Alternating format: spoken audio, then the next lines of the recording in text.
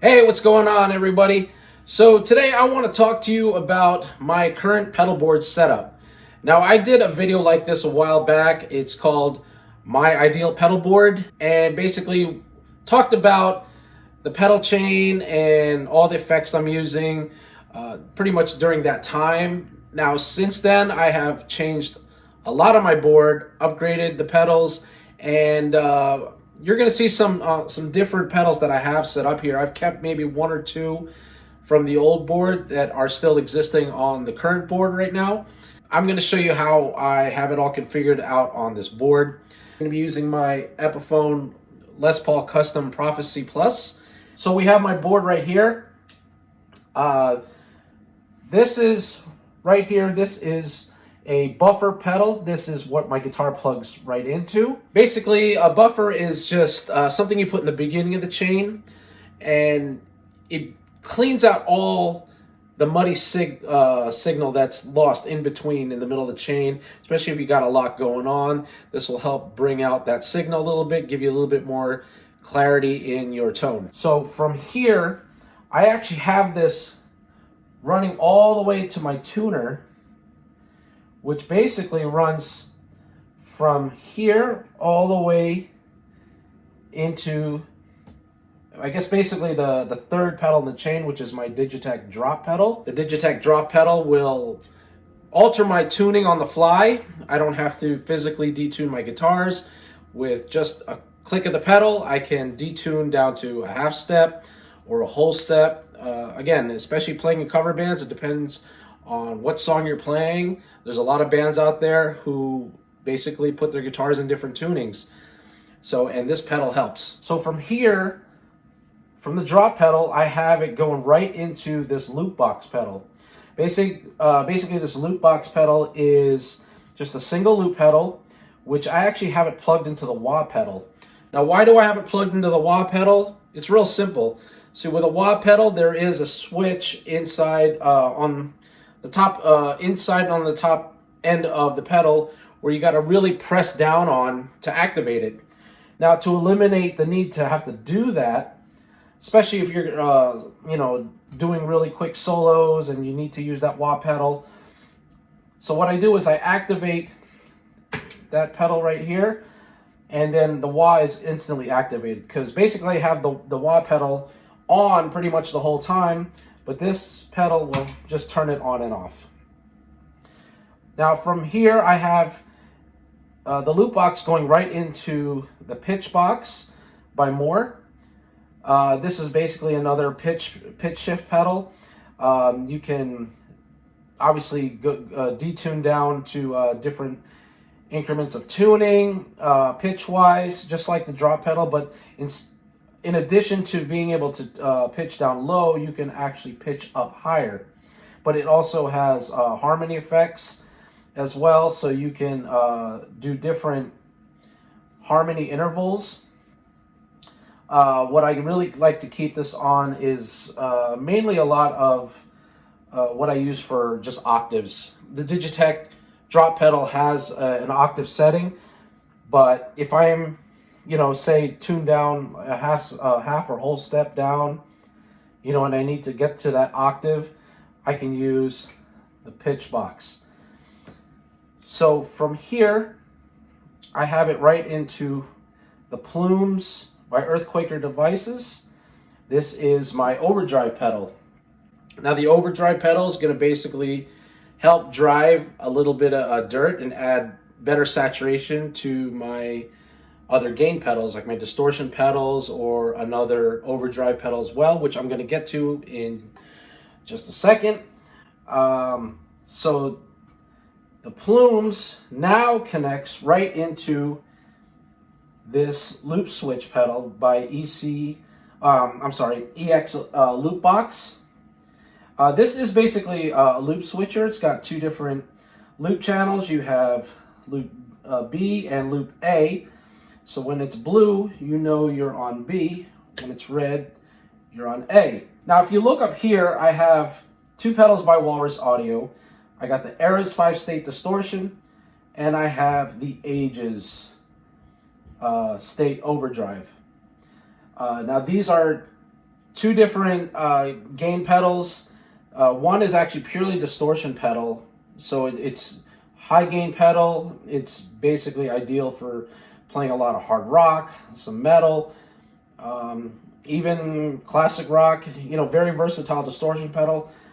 The Aegis is more or less strictly a overdrive pedal, but it does have a lot of high gain to it as well. Now, overdriving it with the plumes on either pedal adds for better saturation, better tightness. Now, with the EX loop box, the red basically activates the Aegis, and the blue activates the Aegis 5. Now, there's a bypass switch on here. The bypass basically takes you back to everything outside of these two pedals.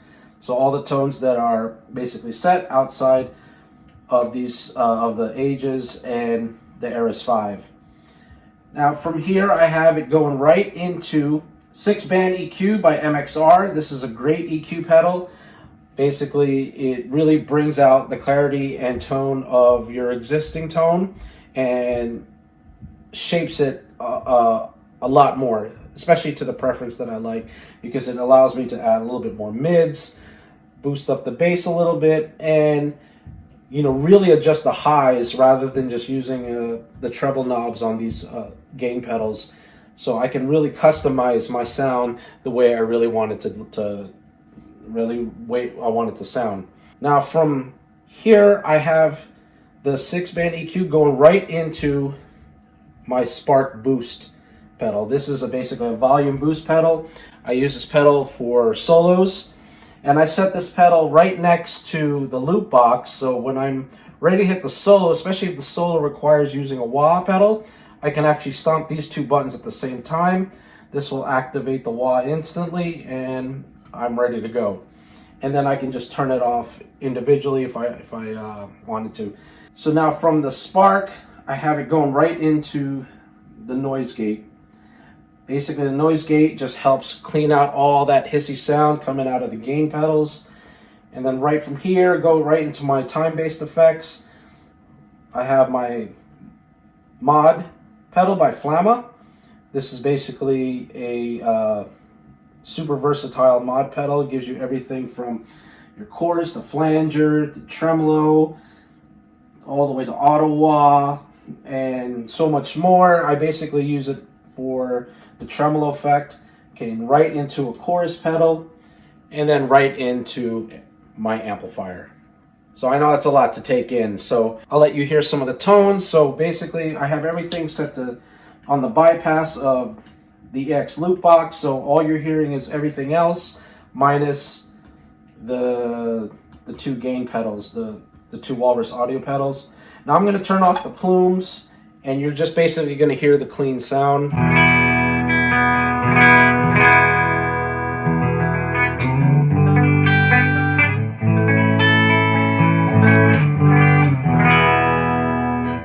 Now, adding the dirt from the plumes, I like to keep this on for the most part.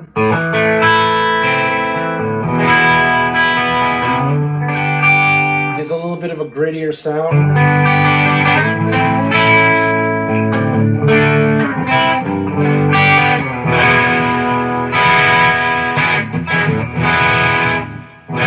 Now the EX loop box, I have the red light on, which basically means the Aegis 5 is going to be activated once I hit the bypass button, and driven with the plumes will give a nice little saturation to the Aegis 5.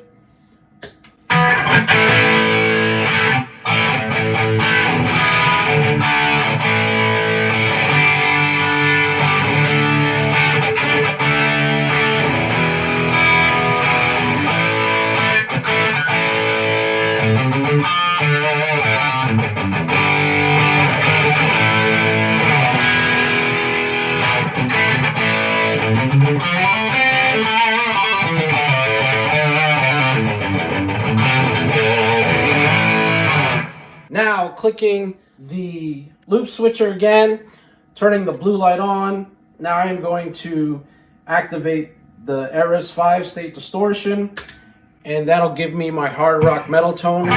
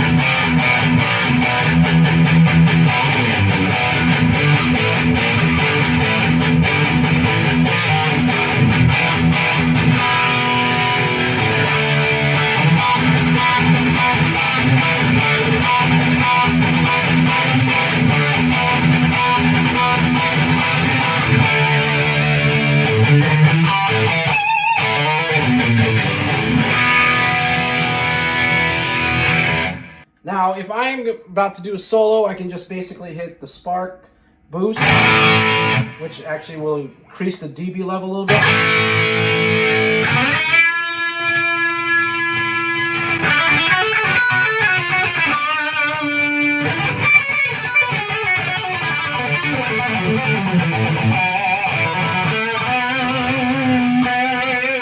Now adding the wah pedal to it, all I gotta do is just hit the loop box switch.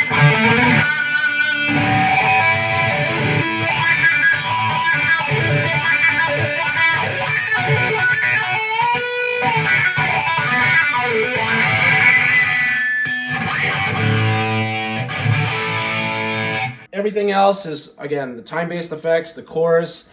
Now, if I wanted to add a little tremolo effect to it.